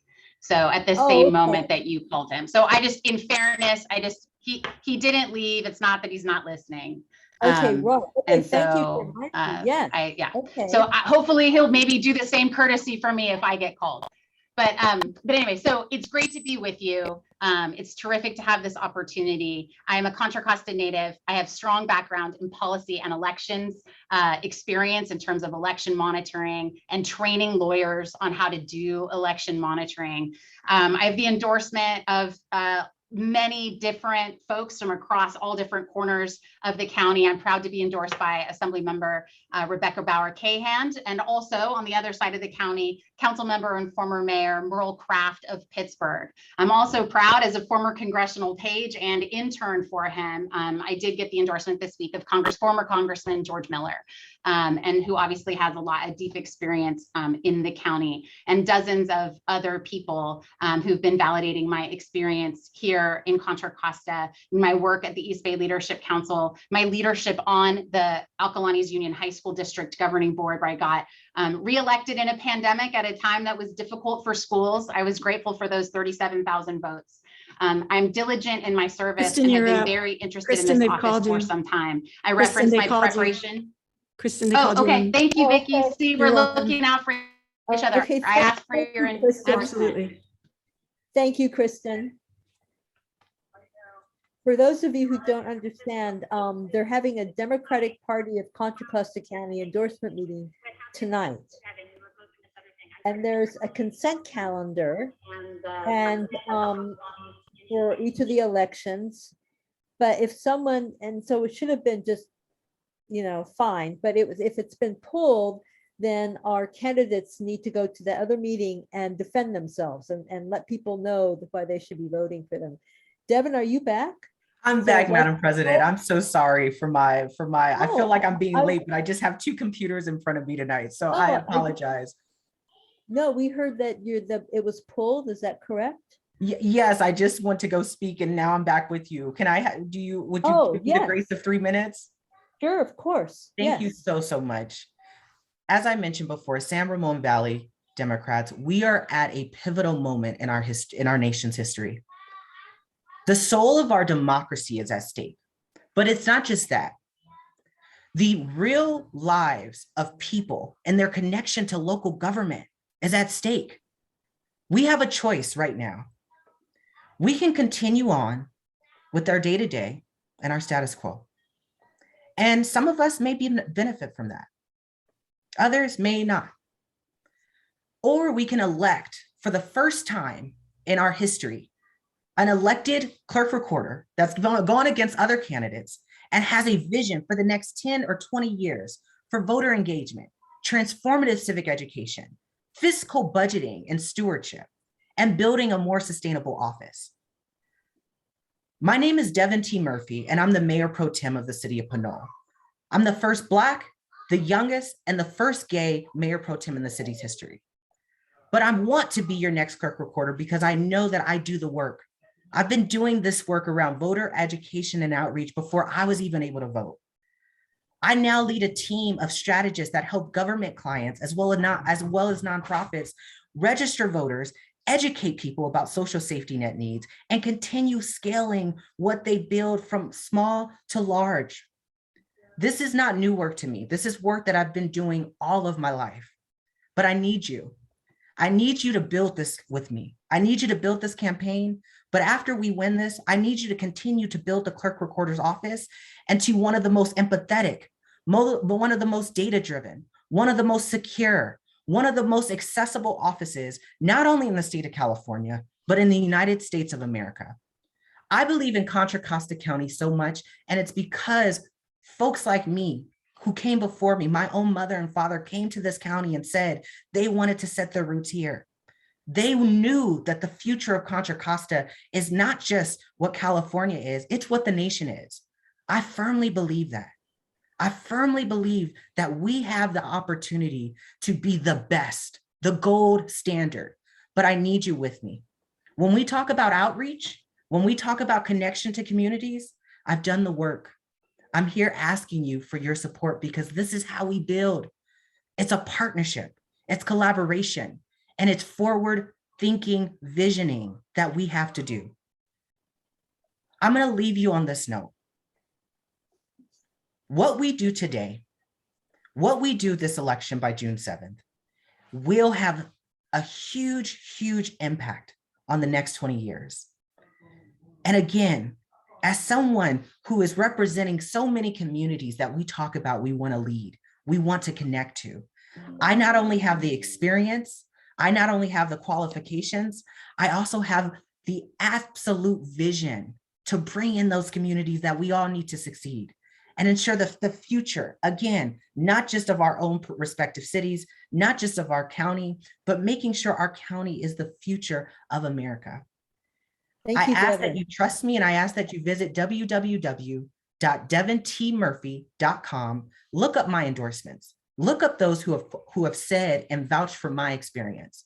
And I want you to join this campaign with me. Thank you so much for having me, and I look forward to staying connected with you. Thank you, Devin. You can put your information in the chat, your website. Kristin, I lost track. Did we give you enough time to speak, or is she just frozen, or? Oh, she No, must be I'm still here. Can you hear me, Brody? Yes. Are you on the other meeting? I'm here. Can you? Oh, okay. Did you? I am also in the other meeting, but I didn't get my full 3 minutes, but I realized I don't want to be disruptive. So I just thought it was important that you all know that Devin got called to the other meeting, and I appreciated Vicki giving me the same courtesy. So yeah. No, I would just say that I do have I refer you to my website, which is in the chat, my Facebook page. And so I have a strong record of being an elected official. I'm endorsed by all of my colleagues and have a long track record of being someone who cares deeply about diversity, equity, and inclusion. I'm proud of what I've done at the East Bay Leadership Council in terms of implementing our racial justice framework for how we look at policy, and was recruited to lead the Contra Costa County Equitable Economic Recovery Task Force. So you can check out my endorsements at kristinconnelly.org, and that's in the chat. So I'll just leave it there, Bertie. Yes, thank you so much, Kristin. Thank you so much, Devin and Vicki. And I know you've got to go to the other meeting and concentrate there. So thank you for your time. It was great. I'm glad it worked out that you were able to come. And thanks so much. Thank you, everyone. Thank you for the time and the opportunity. Bye-bye. Thank you, Vicki. Yes, and thank you, Devin.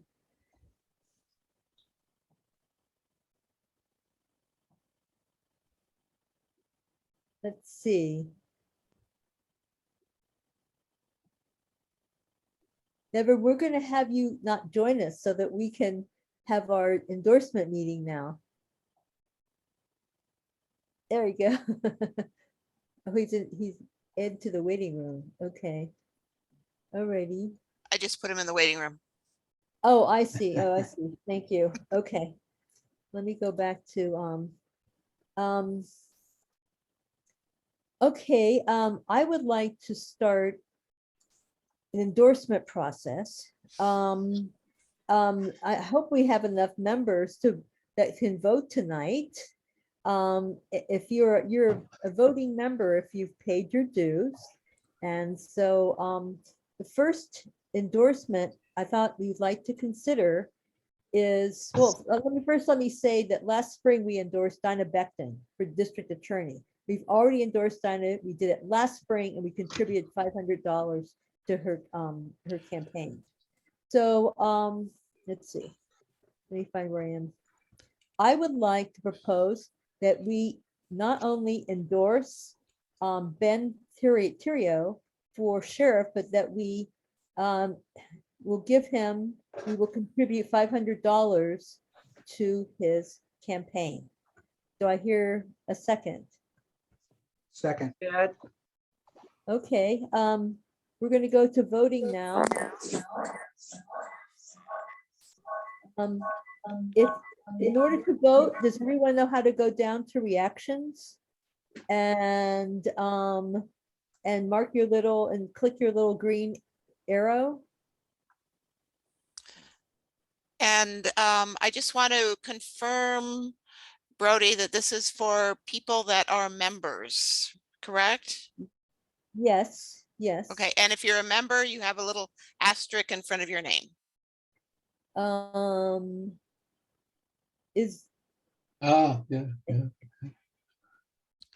Ellis and Sharon, they're members. And then Ellis and Sharon, are you too?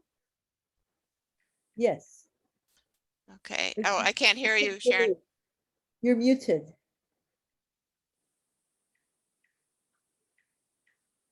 Sharon, you're muted. You're muted. We cannot hear you, Sharon. At the other meeting. I'm sorry?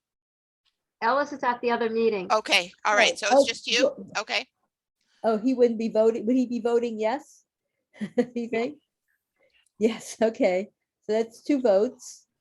Where's Brian and Marilyn? Brian and Marilyn? Are you 2 votes? I've got my own. also on. Oh, there you got your own, There you Marilyn. are. Sorry. Oh, Didn't I'm see you. sorry, Marilyn. and then Beverly and Ernie Neidig, they're 2 votes. Yes. Correct? Okay. Okay. Okay, let me just count up here. And Stephanie and Chris Tadeo, are you 2 votes? They're 2 votes. Okay, so that's 16 yes. Okay. And all those who are Oh, let voting me no? take down the Okay. I think you know what, Brody, I don't think I am not the. Right, everybody do needs this? to lower their green arrow, their green check mark. Please lower your green check mark. Oh wait, now I gotta do that. Okay. You just click it again and it will lower it. So Beverly and Ernie, if you can click it again. I don't think we need to take a no vote, do we? Well, if anyone wants, if there's any no's, if you could just put the red X next to your name, that will distinguish. Yes. And I see no. Oh, Veronica, the vote was on endorsing the sheriff and making a contribution of $500 to his campaign. She was asking in chat what the vote was.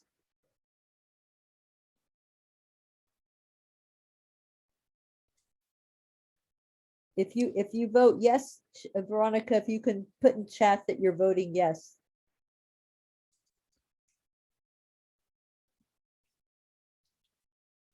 Okay. Okay, thank you. I will make that 17 yes.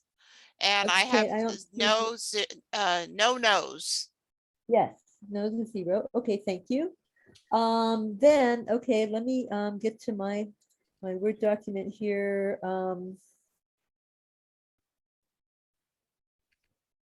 You know, it's I felt like as far as whether we endorse the county clerk recorder position, I sort of feel as though there are a lot of them that have a lot of good attributes. And I don't think I would entertain any recommendations for an endorsement of any one person. So I would like to propose a no endorsement for our club for that position. Do I have a second? I second it. Okay. All those in favor, please go to reactions and do your green check mark.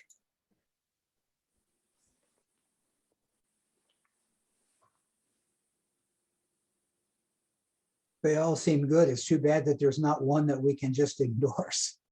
I know. We'll have to let the voters. Okay, it looks like we've got. Okay, and then Beverly and Ernest, that's, you have 2? Yes. Okay, and Ellis and Sharon too? Oh, yeah. Okay, and Stephanie Tadeos? Nope, okay. Oh, that's right. Okay, all right, so hold on. So that was 2 at 1, 2, 3, 4.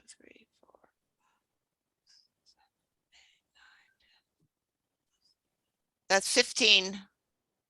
Oh, good. Okay. Great. Everybody can take their little reactions down. Thank you.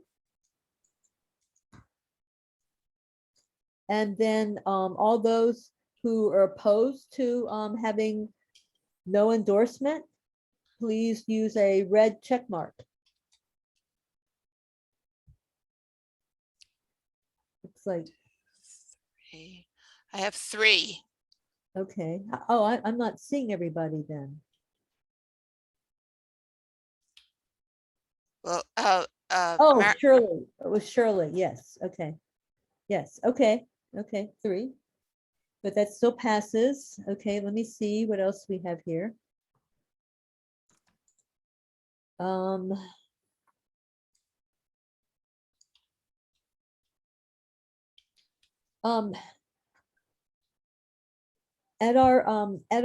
the endorsement committee and the board has agreed that it would be good to endorse Floyd Andrews for county assessor.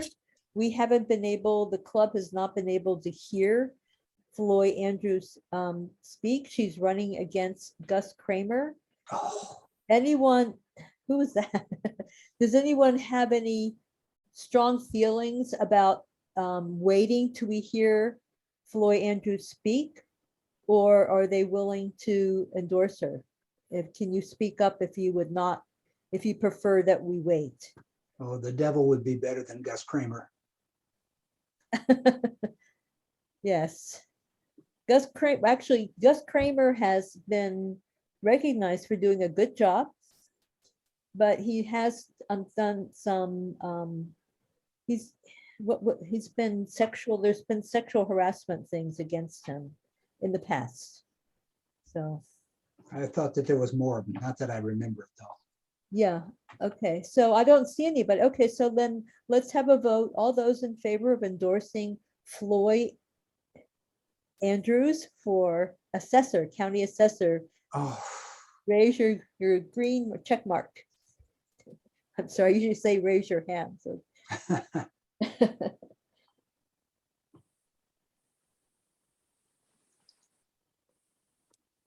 Okay, we've got 1.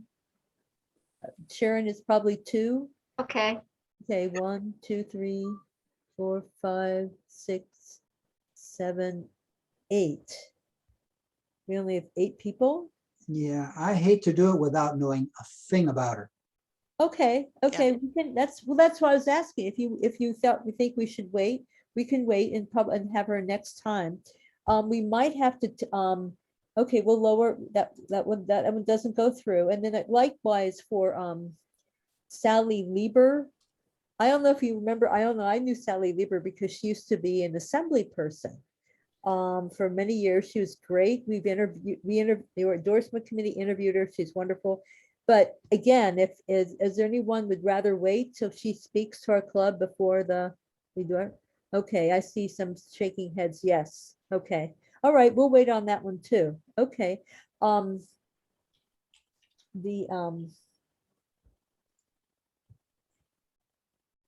think they can wait on theirs. I'm really glad we got Ben's done so he can put it on his campaign material. I think that was it. Let me look.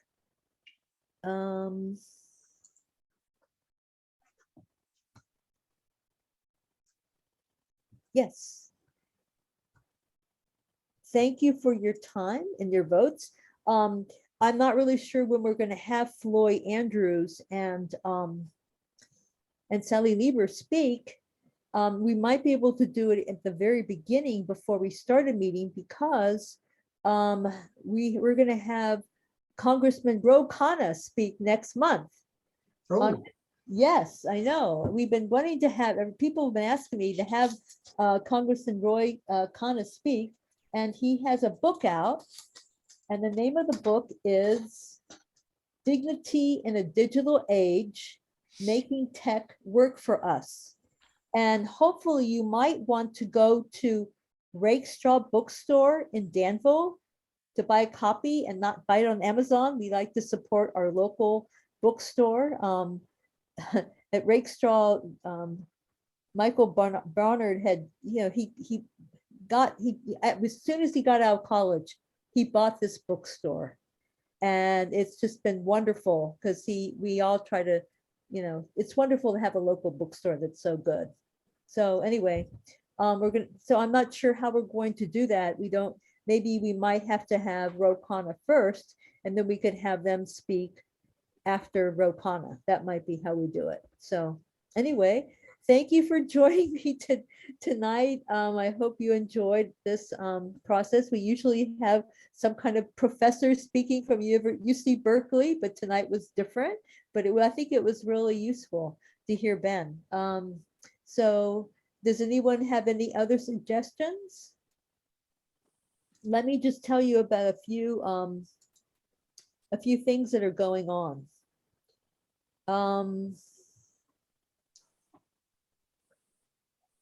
Tomorrow night, does anyone know about Manny Yucatil in San Francisco?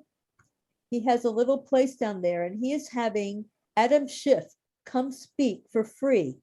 But you have to get tickets right away. It's Manny Yucal.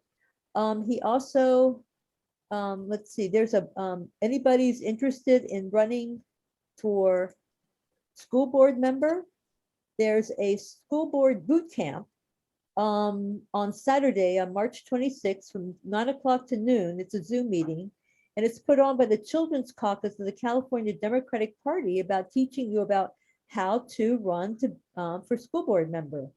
So if you have any friends who are interested, let them know. And then also on Saturday, Congressman Mark DeSaulnier's birthday party with his special guest, former Congressman George Miller, at the Union Hall. It's in person at the Union Hall. There's a Union Hall in Concord. It's from 2 to 4. I've been there many a times. It's very easy to find, and I hope it's a fundraiser for him. So I hope you can support him. Let's see what else do we have here. I think that's it for right now. Plus, on Monday, Cecilia, is there any way you can put in chat the information that Michelle Sutter put in earlier? Yes, let me do that right now. Okay, we had Michelle Sutter from the voters, money out, voters in, come speak to us about foreign money in California elections. There was an editorial in the East Bay Times on Tuesday, and she spoke before our meeting. I hope you're able to see that. If not, you can click this website. There's some kind of webinar she's having. I think it's on, is it Monday or Tuesday? That you would be interesting to go to. And then we have to do our action items because Cecilia, our board member, is actually the director of volunteer activism for Contra Costa County. And Cecilia, tell us about all the events that you're busy doing. Well, we're very excited. The Contra Costa Democrats has joined with about 15 other grassroots and other political organizations throughout the Bay Area. And we are doing activities in CD 13 and 22, that's in the Central Valley, and then also in Arizona and Nevada. The Central Valley is going to be key to keeping the House. And just imagine Kevin McCarthy as Speaker of the House, if that doesn't send a shiver up and down your spine. So we are calling, and I've dropped in some links here for some phone bank links. We have them on Wednesdays and Saturdays. And that is both for Central Valley and for Arizona and Nevada. When you join the phone bank, you get to choose, and they're easy calls to make. There's really voter registration type activities right now. And then we're also on April 2nd, we're starting canvassing, door knocking in the Central Valley. So I hope you can join us. Tell us about the two people in Arizona that we're phone banking for. Mark Kelly and the two people in Nevada or Arizona. I'm sorry. Oh, the senator. The senators. Oh, yes. Sorry, I didn't hear right. My speaker went out there for a moment. So in Arizona, it's Mark Kelly, who is up for his first full term. It was just a partial term that he was elected to before. And then in Nevada is Catherine Cortez Masto. And I think I mentioned it to some people just before we were starting this meeting. QAnon has descended on Nevada. All systems go, and QAnon is, they have organized themselves. Before they were just kind of fringy. They've actually become quite organized and are looking to target Nevada. So Nevada is very much at risk and is really going to be a priority. That's great. And these phone banks are what, about 2 hours long? They're 2 hours long. Yes. Yeah. And you join, we just give a little bit of a welcome. You go into a room with probably, 5 to 10 other people. So there's lots of breakout rooms there. So you have a little bit of a community where you learn how to do them. If you already have been doing them and you're great at phone banking, you can just get started. And you call for a bit under 2 hours, and then 15 minutes before the end, we rejoin because we want to hear what your calls were like and how things are going. So I know, Brody, you've done them a number of times. I love phone banking. It's nice to talk to people and see where they're at. And yeah. Yes, no, it's really good. And so it's Wednesdays and Saturdays. So I'll drop the links in there again, but please, I hope to see you. Okay. Does anybody have any other announcements or anything they would like to say while we're here? I'd like to put in a plug for something I binged watched last night, and this is on Netflix. It's just been released, and it's a series called Servant of the People.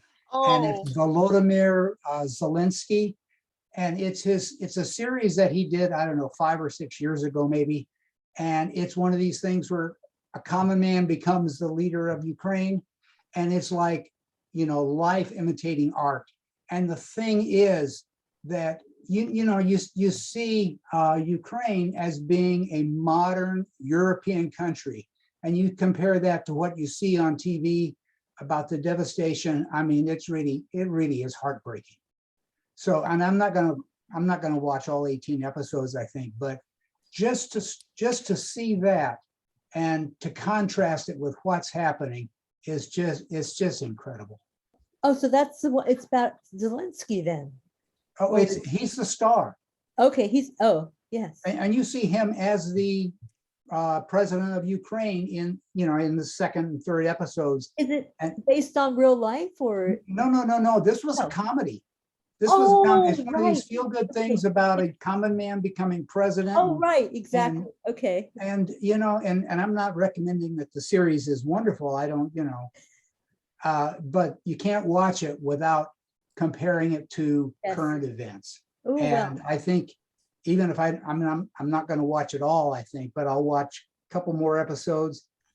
But it's heartbreaking. Thank you for bringing that to my attention. I heard of it, but I didn't know the name. Yeah.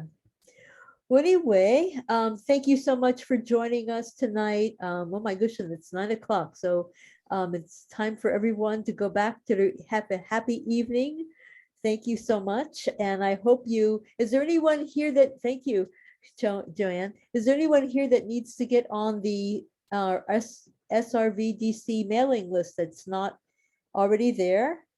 Raise your hand. I can get your email or put your email in chat. And I'll put my email in chat so you can email me if there's something that you would like to. Well, you know what it is. It's president@srvdems.org.